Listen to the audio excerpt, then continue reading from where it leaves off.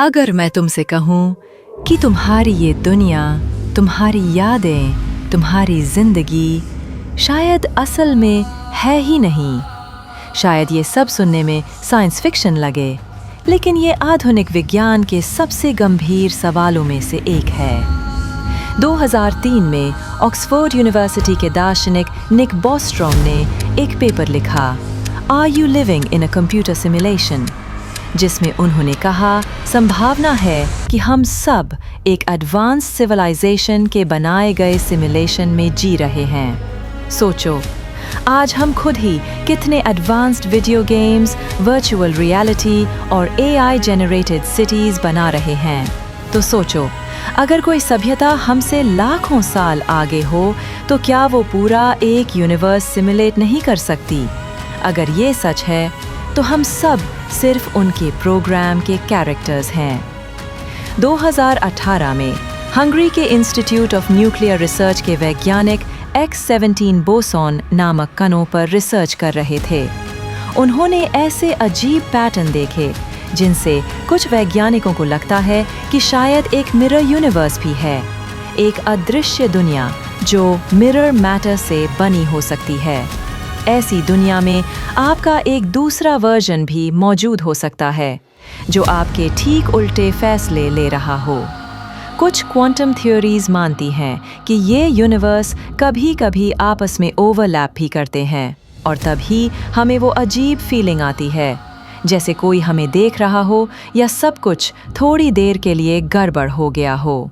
Neuroscientist आज तक पूरी तरह से ये नहीं समझ पाए कि हम सपने क्यों देखते हैं, लेकिन MIT के वैज्ञानिक मैक्स टेगमार्क जैसे लोग मानते हैं कि जब हम सोते हैं हमारा कॉन्शियसनेस किसी पैरेलल यूनिवर्स से जुड़ जाता है।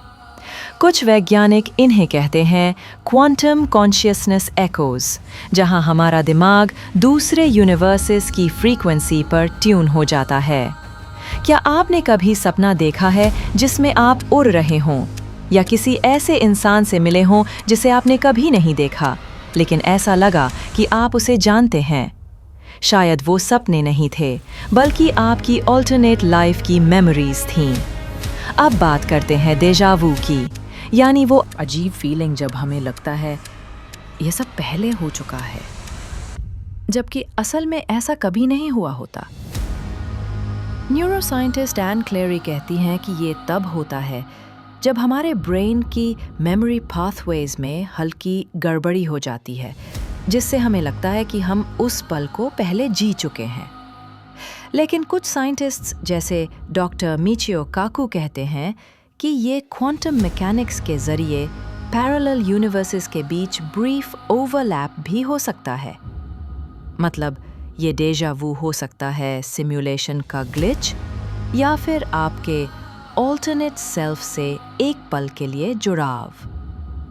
तो सोचो, अगर ये पूरी दुनिया, तुम्हारी लाइफ, तुम्हारी आइडेंटिटी, तुम्हारी सोच, सब कुछ सिर्फ एक इल्यूजन हो, क्या तुम्हें कभी ऐसा सपना आया जो हद से ज़्यादा रियल लगा हो?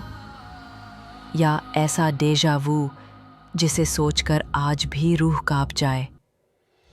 कमेंट करो, आई फेल्ट इट, अगर कभी ये सच लगा हो, क्योंकि अब ये सिर्फ थ्योरी नहीं रही, ये साइंस की सबसे डरावनी पॉसिबिलिटीज़ में से एक है।